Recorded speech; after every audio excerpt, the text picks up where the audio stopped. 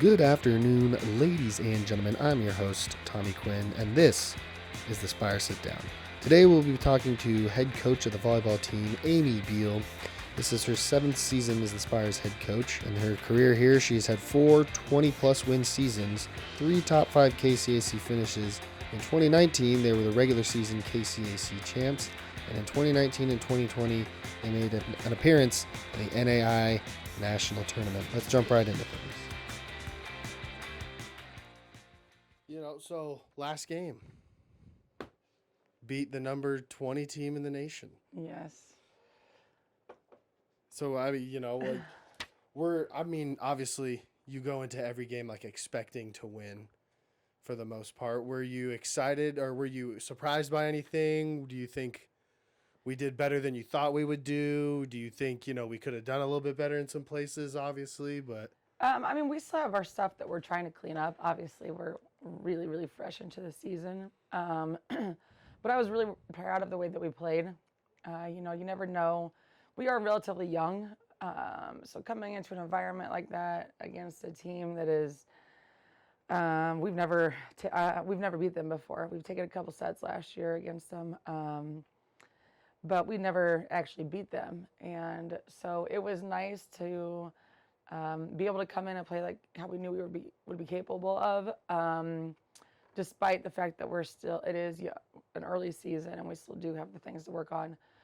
One thing that's really good about this team is, one, their fight, but we just defend the heck out of people, and it is really hard to put a ball down against us, which makes it really hard to really hard to beat us because other teams are getting frustrated, and then they're making some hitting errors and helping us score some points. And so, because that was a pretty tall team. Yeah.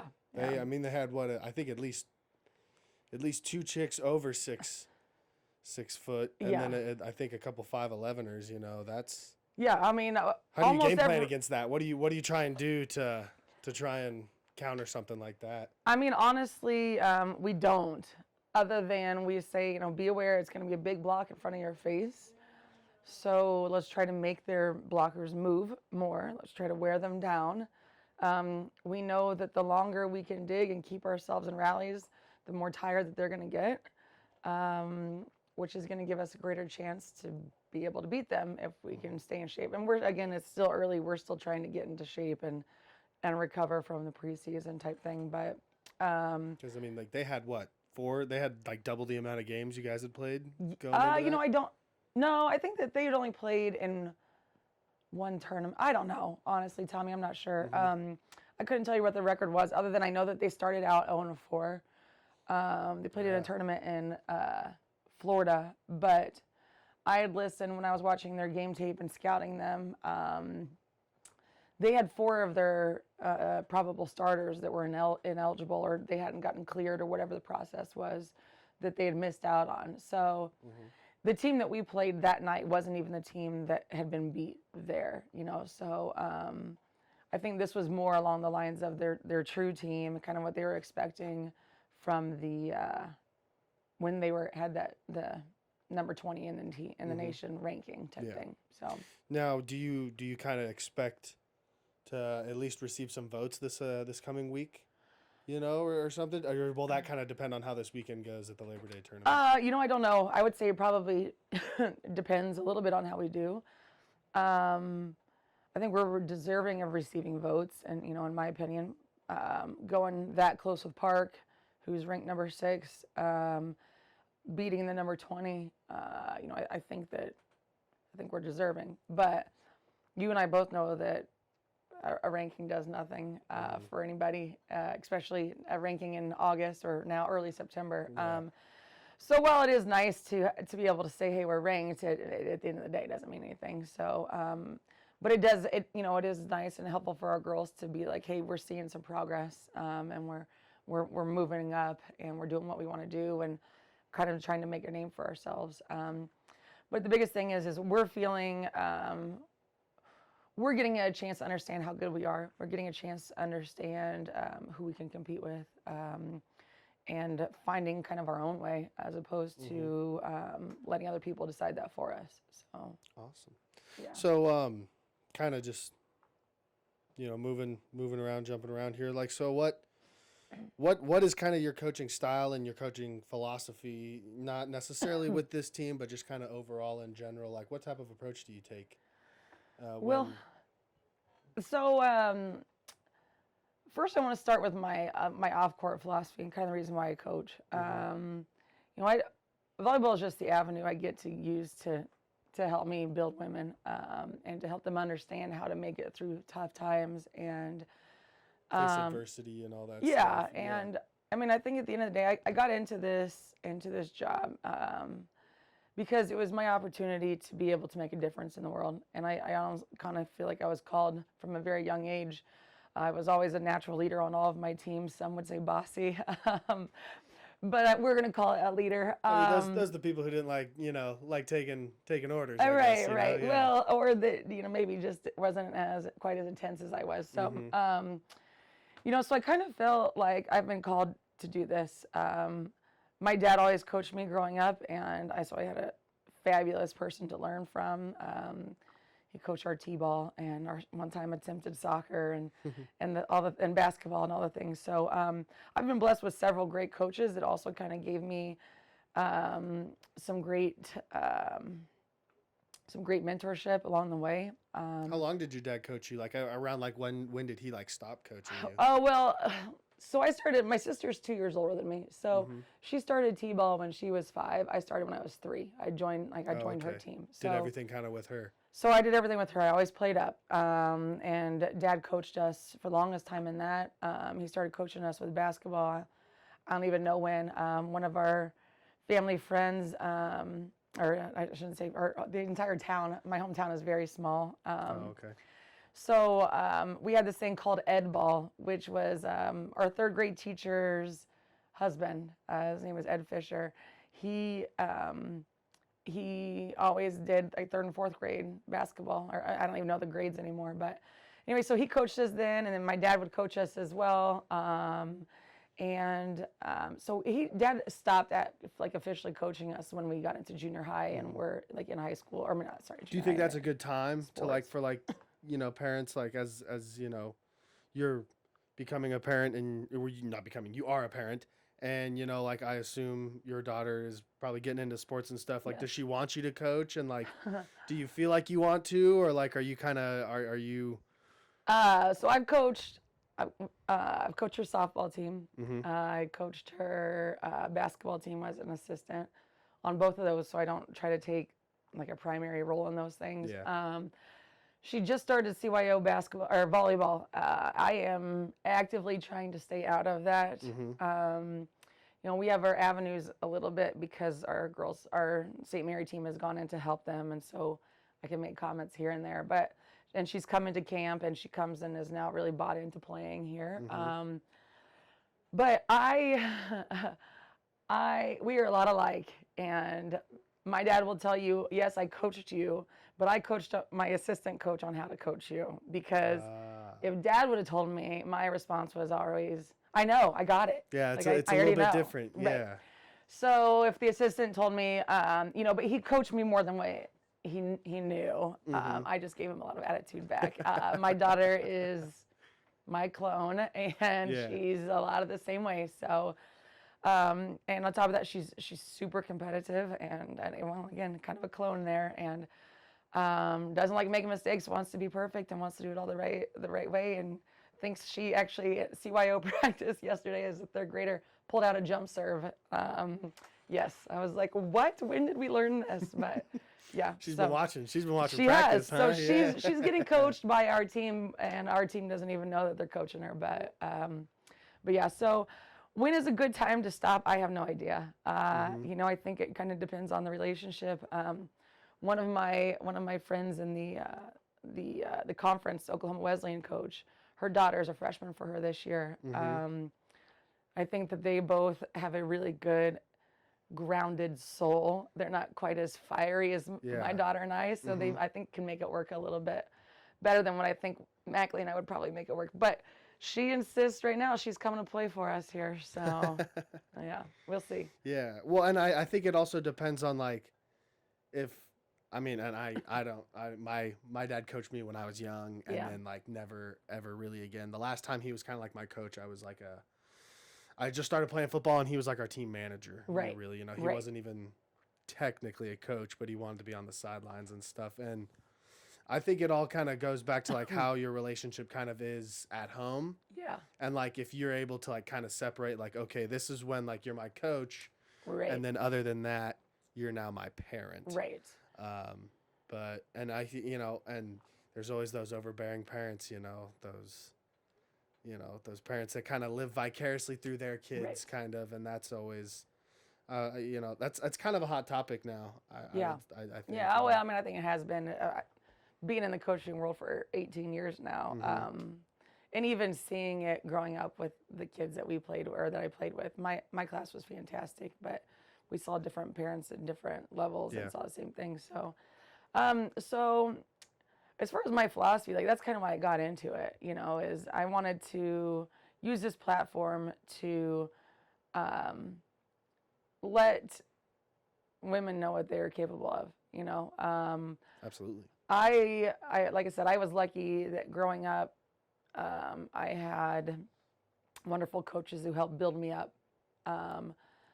I went to college and it was not the same experience. I had coaches who actively broke me down, and it was a really tough battle, honestly. More like tough love type, Oh, or like no. beyond tough love, like. Yeah, like I was called fat and worthless almost every day. Well, and it's just this. You just can't coach kids like that anymore. Right. This Oh, day no. and age. Like No. you can't. You're gonna Yeah, absolutely. catch I mean, comes some type of lawsuit if you say that to a right, kid and even nowadays. then, I mean, that coach ended up being forced to resign in the middle of the season, Mm-hmm. not by me, but or not by what he did to me, but he finally built on with other people, and it just became too much with others. But anyway, so that was where I was like, I kind of had the knowledge of like, you don't have to do it this way. There's other ways you can get kids to buy in and build them up, but also push them to the point where they understand like what they're capable of. I think it's kind of human nature to be just okay with being okay. And Because we like comfort, we like Right. safety. Absolutely, you want to be in your comfort zone. It's asking a lot to be vulnerable to fail, especially right now in this day and age. And so we try to actively encourage them to fail and make mistakes and learn from it, and then you're going to come back bigger and better than what you had been. So I think that it's been, that's kind of the reason why I've got into it. And what my platform, I guess, is to be able to do it through volleyball, so they can understand that. So my philosophy on the court for our team and kind of how we got this program turned around from where it was when I first took over was, we feel like if we can focus on ball control and we can outpass everybody and outserve the teams we're playing against, it doesn't matter what size our hitters are or their hitters are. Yeah. If you play your game, Right. you'll come out on top. And if we can out defend and we can work to get touches and be scrappy, they could have a 6'7" kid who's going to get worn down after 5 rallies back and forth, and is eventually going to make a mistake. I mean, I think we saw that against Columbia. Yeah. Or they just get tired and you got to sub, Yes. and then the door's open at that point. Yeah. Yep. So our philosophy is play simple and clean volleyball. Don't make a ton of errors. If you feel like, we kind of use the term, know when to live and know when to kill. And if you know when, hey, I just got to live on this ball to see another day, trust my defense, we'll be all right. That's the part we're still trying to really figure out. Play for that next dig or that next, set or. Because all of our kids want to get up and terminate. They want to be. Oh yeah. We're confident, which is, I love that we're confident. But I also want us to have confidence, and not just ourselves, but confident in the people around us, and to trust, hey, I know I'm going to get this next ball here. Just take this.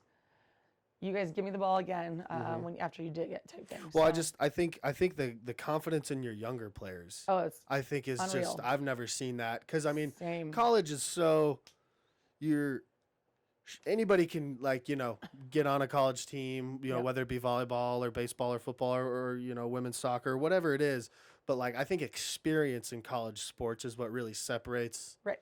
Obviously, the younger players and the older players, but yeah, to see Well, and with experience comes confidence, but to see your young players with all that confidence, Oh my gosh, they're fearless. it's unbelievable. I would love to be able to say that like we trained them that way, but we didn't. They came in and we could tell from we did change some of the way that we were doing things to get our freshmen acclimated a little bit better. Kind of change the culture a little bit. Well, it's a tendency on a team, especially with volleyball, where you pair up, like to start, you're warming up your arms type thing. Oh, okay. It's a tendency kind of like in baseball, you always play catch with the same person every day. Exactly. So it's a tendency to just pick somebody you already know and go. Yeah. And then the freshmen end up alone.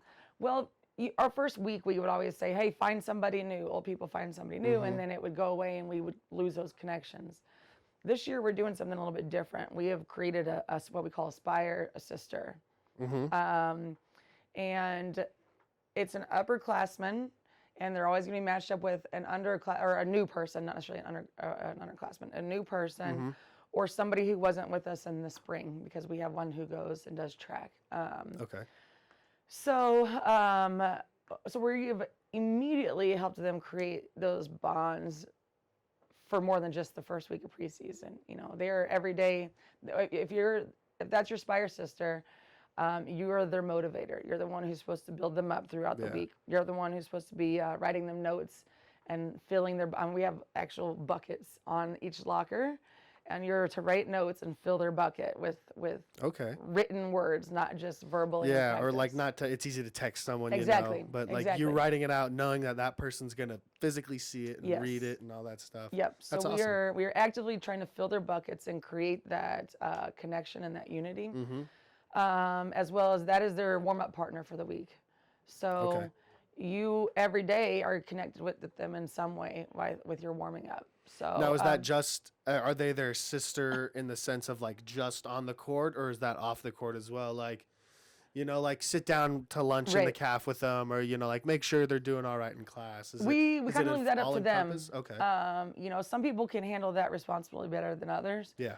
And we don't want to add extra burden to them of things, more things on their list, to-do list. Because then it's almost like for them, it's like, oh, I have to do this and I have to do that. And we want them to want to do those things. And I feel like we are a really close, united team. Part of the reason why we battle so well and we fight so well for each other, because it means a lot for me to dig this ball for her. Yeah. Type thing. It's not for you. It's for your teammates, the people next to you. That's awesome. Yeah. And so I, kind of, maybe we kind of covered this or didn't, I don't know, but like, so what do you love about coaching? Like obviously building women and, like showing women what they can do and everything. That's like what you love. Yep. Per se. So to me, I mean, it's kind of like a puzzle. I see it like this. Like, why does everybody play fantasy football? Why do they love fantasy football? So they can brag to their friends. Well, yeah, that's why I'm not bragging to my friends, but to me, somebody had said, well, why don't you play? I'm like, that's my life. I do that every day. Yeah. It's like putting together a puzzle. It's like a board game, especially with females and especially with this sport.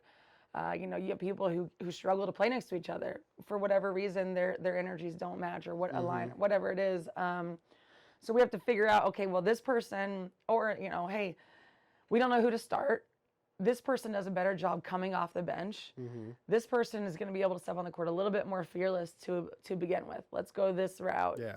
And then we can move this person if we need to. So we have to try to evaluate and figure out all those things and arrange that. I don't know how to play chess, but I feel like it would be a little bit like that. So so it's a lot of thinking, a lot of constant self-evaluating of going, okay, where are we at? How do we get to here? What are we missing? What are we good at? Yeah. Those kinds of things. So. But I mean, that's you kind of hit it right on the nail on the head there with, just a bunch of different people from different backgrounds trying to come together for a common goal and, and working together to do that. And, maybe knowing your role is, maybe I'm not the starter, but I am that first person off the bench and I'm going to do what I need to do, get us points so the starters can rest and get back out onto the court and stuff like that. And that's absolutely. Well, and our situation is a little unique in that we are really deep in a lot of positions.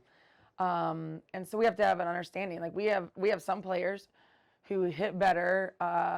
If we do have that big kid in the middle, We have some players who are able to hit angles a little bit better than others. We have some kids that can just out jump the other middles that they're playing. So we have to be a little bit tactical about that stuff. But our biggest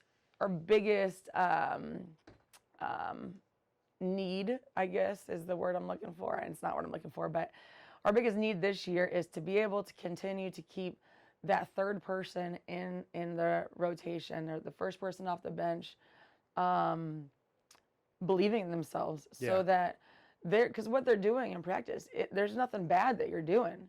You just have they're just bringing something a little extra, you know, or you bring something different than someone else does. Absolutely, yeah. And so we just keep saying, hey, your day may not be right now, or your time may not be this minute, but 3 minutes from now, who knows? Or tomorrow, it may completely change. So keeping them motivated through that and positive through that, so they're not getting in their own head, has been it's the biggest focus for this year, honestly. If we can work our way through that, we'll continue to stay and be pretty darn good by the end of the year.